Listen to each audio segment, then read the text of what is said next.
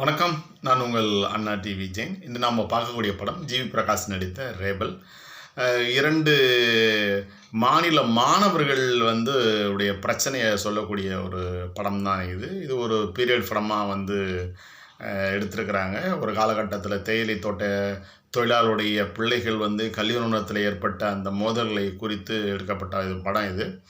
இது காலேஜ் கல்லூரி படிக்கிற இடம் அப்படின்னு சொன்னால் அதில் முழுக்க முழுக்க பிரச்சனையை மட்டுமா சொல்லக்கூடிய ஒரு இடமா தான் இருந்துக்கிட்டு இருக்கு. ஆனால் எந்த குழந்தையும் அந்த எல்லா பிள்ளைகளும் படிக்கணும்னு நினைக்கணும் அப்படின்னு எந்த மெசேஜுமே இந்த படத்தில் சொல்லவே இல்லை. அதை விட்டு ஒரே அடி தடில் இந்த மாதிரியான ஒரு விஷயங்களை சொல்லக்கூடிய ஒரு படமாக தான் இந்த படம் இருந்திருக்கு.